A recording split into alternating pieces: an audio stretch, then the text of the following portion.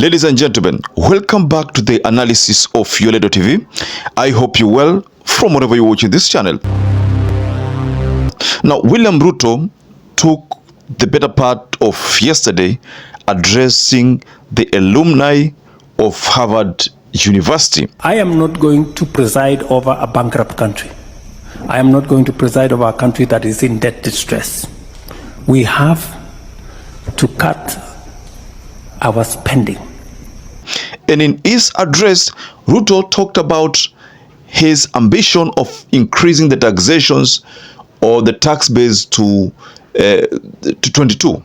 He talks about that when he inherited, it was at around 14, and he promises that he wants to take it to 16 by the end of 2024. And then by the end of his 10-year rule, according to him, is that he's going to make sure that the tax bracket, the tax is going to have, shall have risen to around 22. So this is not something that seems to have sat well with U.S. Ambassador to Kenya, Meg Whitman, who seemingly expressed reservations about Ruto's plan to increase Kenya's tax from 14% to 22% by the end of his term. Saw you earlier on with the president. Yes. At the function. Yes. Where he talked about expect more taxes. Yeah.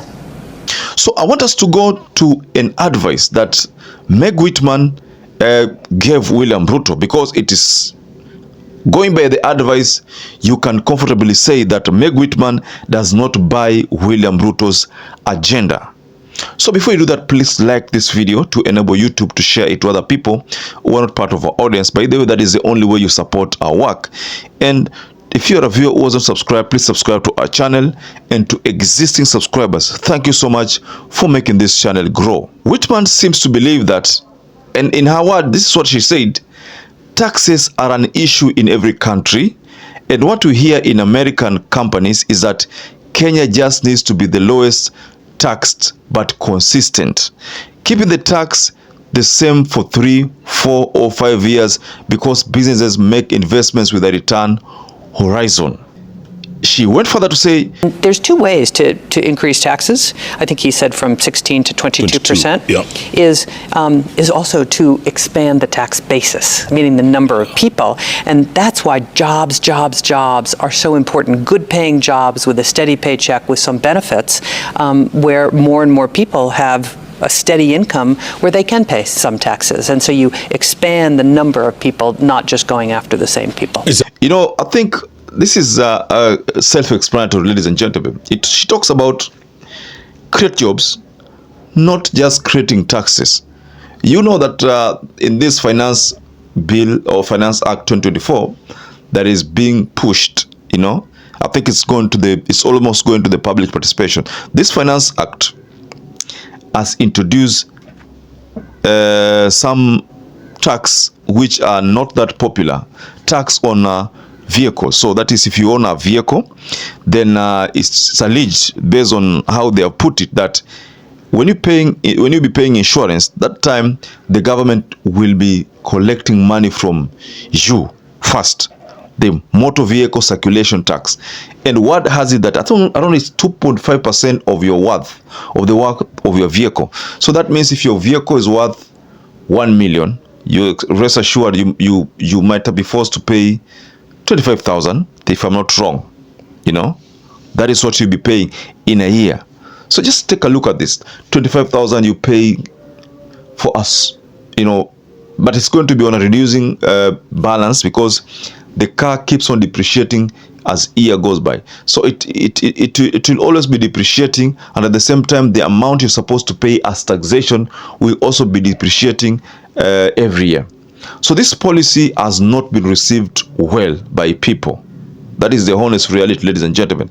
Also, there's the issue of removing exemptions from items like bread, you know, M-Pesa. There are so many other charges which have always been exempted. Now, the Ruto regime is going to undo those former policies or previous policies that were protecting the people, especially exemptions on vitu kama mkate. Most likely even drugs will be affected, or maybe they have already been affected. So, ladies and gentlemen, Meg Whitman is delivering a message that seems to be auguring well with the people of the Republic of Kenya. The idea is not to increase taxes. The idea is to create jobs so that you can increase your tax base. That is what Meg Whitman is telling William Ruto. So I don't know whether Ruto will buy this idea or he will stick to his guns and introduce more taxes. You know, I want to take you back a bit to the campaign days of William Ruto. At that time, he talked nicely, he talked nicely, and despite the fact that I don't know whether I voted for him or I didn't vote for him, but what if I would have voted for him? What if I didn't vote for him? What if I voted for him? I can't be clear on that, on how or where I placed my vote, but the reality is that the statement which Ruto made in that public rally, I think it's a roadside rally, that hii taxes wanaongeza usiku na mchana. Mimi nataka niwaeleze ya kwamba these people don't understand the damage they are doing to the people and the economy of Kenya. From that video, ladies and gentlemen, it is evident that there are so many people who could have voted for William Ruto as a result of that statement.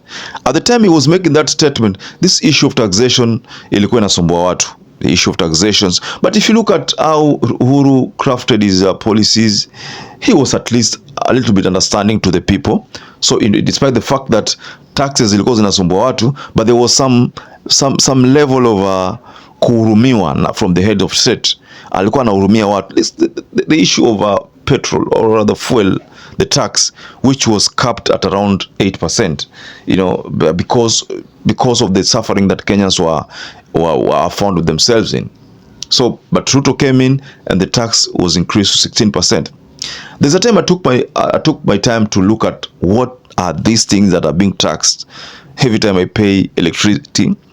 You know, then I realized that there is even adultery tax. I mean, there are so many funny taxes which have been put, and Kenyans must pay all these taxes. So Ruto wants to introduce or to increase the tax to 22, a shift from 14. And at the time these taxes were below 14, he said that the people who are running the country back then, and he was referring to Uhuru Muigai Kenyatta, they did not understand the sufferings of the people. What has changed? So, ladies and gentlemen, what do you think could have changed? Could it be that when he was making campaigns, he didn't understand the government, or was it that he was hoodwinking Kenyans back then? Don't now realizes that it's time for work now. The reality must be felt. Could that be the case? I don't know, but just go below the comment section and offer your reaction, ladies and gentlemen. So perhaps if you watch this video and you're not subscribed, please take 1 second and subscribe, like this video. So until you catch up again, stay safe and stay blessed.